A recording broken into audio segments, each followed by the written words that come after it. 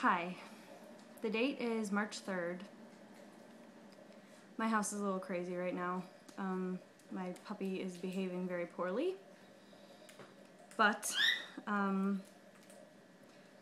don't know when I'm going to get a better chance to make a video today. So I'm going to just hope that she stays occupied with her tendon and leaves everything else alone.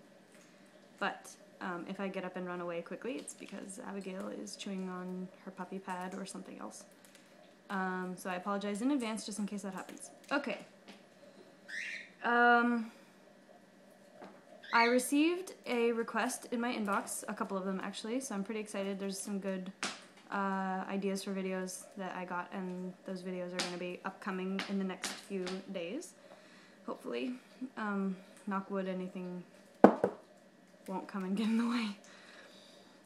Okay, so the question was posed to me, something like,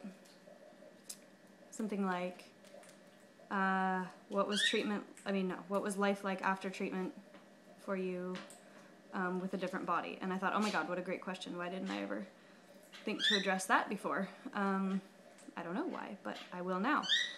This could be a potentially... Bijou! Quit it! She's got a feather that's bugging her, and she's like pulling on it, and she's like, ow, ow! Well, yeah, it hurts. She's weird. She's done that her entire life, so I don't know what's up. Anyway, okay, so I'm gonna just disclaim this video to start with by saying that all of this is a matter of opinion. When I get into kind of dicier, touchier subjects, I have to disclaim it because I could get people yelling at me if I don't.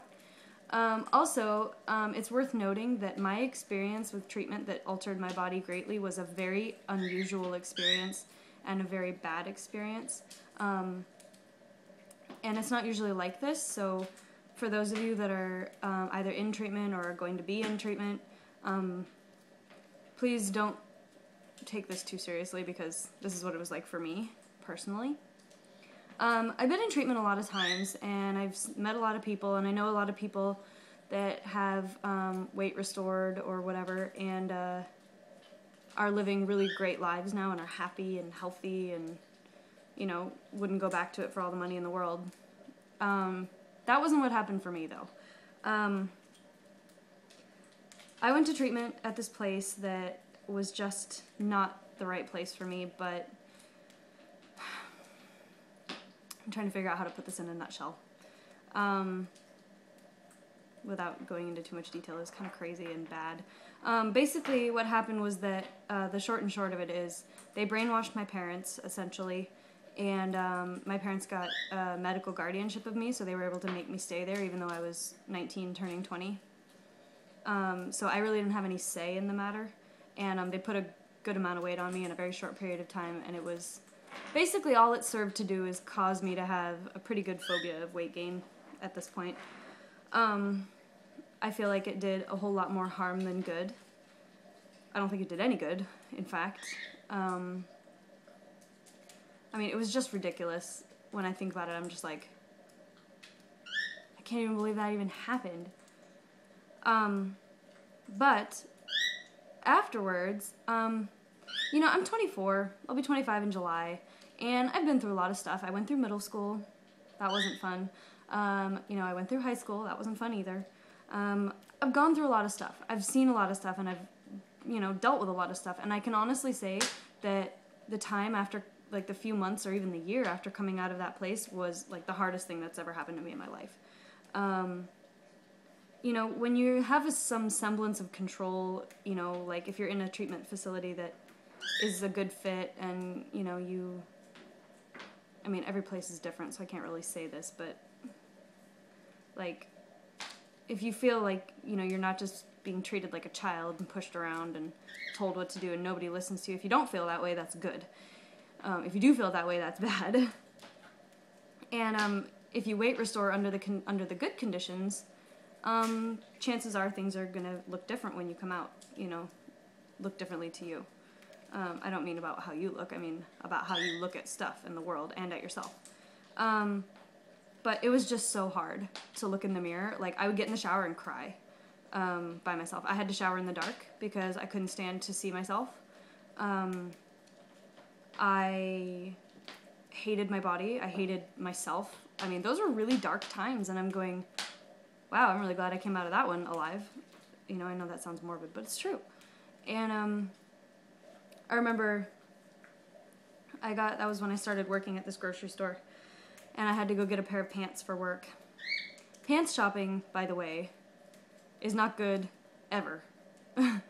Never mind after that. So I went pants shopping, and I remembered what size I had been before I went in, and then what size I was when I came out. And I just, like, cried all the way home. I spent a lot of time crying after that. But, I mean, you just have to deal with it. You just, you know, trust your dietitian. Generally, that's a good rule. I'm probably going to catch so much crap for saying that just now, but, I mean, it's just hard, and it's like, if you don't come out in any kind of recovery, you're sicker than before, almost, you know, maybe not physically, but maybe physically, but definitely for me, when I came out, I was in such an awful place,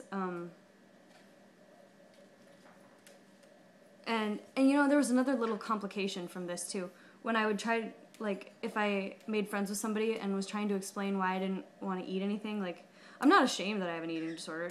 I'm not ashamed about it or afraid to talk about it. I won't necessarily bring it up right away. But, you know, if I've known somebody well. But when I would try to explain that, they'd say, wow, you don't look like you have an eating disorder. I was like biting my lip, like, okay, I'm not going to backhand this person right now. I came to despise the word healthy.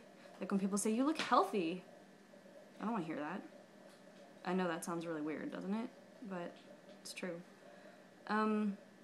For me, coming out of treatment like that, in that kind of a situation, it was just like damage control, basically. Like, trying to undo what they had done, mentally and physically. And I was able to undo it physically for the most part, but not mentally. I've never been able to get over that. You know, it's really damaging going to a bad treatment place. And when people don't listen to you, I mean, they would say, oh, if she leaves this treatment program, she's gonna die. And I'm like, are you crazy? And they would say, like, she's sick, she can't think. What do you mean I can't think? Of course I can think. I have a great brain. It was very offending. I was so offended. But, you know, what's it like? I mean, how do you deal? I don't know. You just... Abigail, don't do that. I don't know. You just do. You just get through it one day at a time. And I don't really have a lot of advice, like, if you're in that position, like, how to, like, come to terms with it, because I never did. It's scary. It's terrifying. It's, like, the scariest thing that's ever happened, the hardest thing I've ever been through. I wouldn't wish it on anybody, pretty much. So, I hope that answers the question. I'm going to be doing, I got this really good idea from somebody to do a question and answer video. So basically, I'm going to use this video and the next video to remind you guys to either, like, message me with questions or put them on my, like, channel comment thing. And then I'll do, like, either 1 or 2, like, 8 to 10 minute videos of answering questions, depending on how many questions I get. I already have a couple, actually, so, yeah, just, like, you know, little short 1-sentence questions, like, whatever you want to know. It doesn't have to be about eating disorders. It can be about anything, like, anything you want to know. Okay, so, I hope you guys are having a great weekend. I am having a pretty good weekend. And, Abigail's crazy. Okay, I'll talk to you guys later.